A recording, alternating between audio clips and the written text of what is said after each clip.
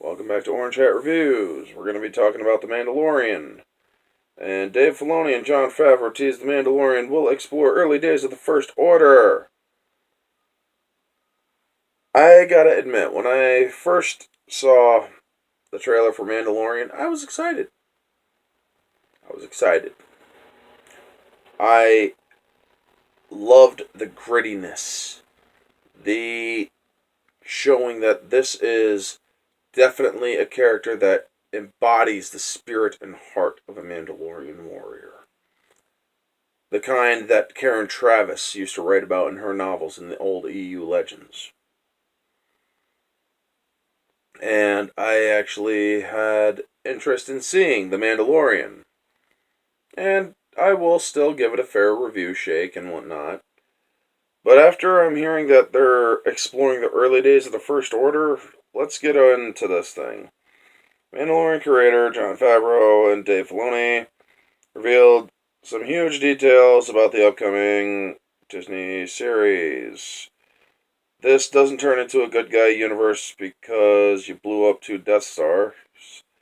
You get that the rebels won and they're trying to establish a republic, but there's no way that could have set in for everyone all at once. You have in a western where you're out on the frontier and there might be Washington and they might have some marshals, but sometimes good luck finding one.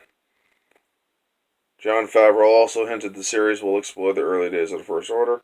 Also, what could happen in the 30 years between celebrating the defeat of the Empire and then the First Order. You come into Episode 7, the First Order are not just starting out, they're pretty far along. So somehow we weren't necessarily managed as well as they could have been if the galaxy ended up in hot water again like that. Leaked footage of The Mandalorian from Star Wars Celebration showed Pedro Pascal's The Mandalorian working with an Empire leader, played by Werner Herzog.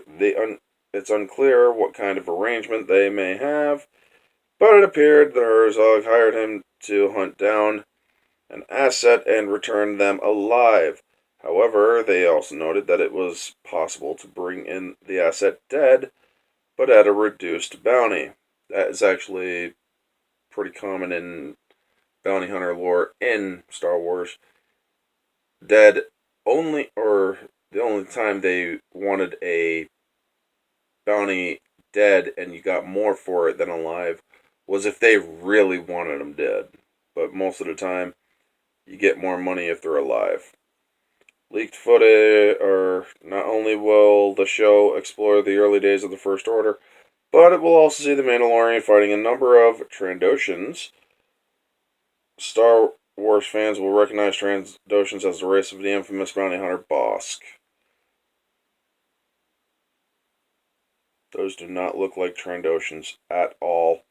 I'm looking at a picture from Entertainment, and those do not look like not Mandalorians, those do not look like Trandoshans at all.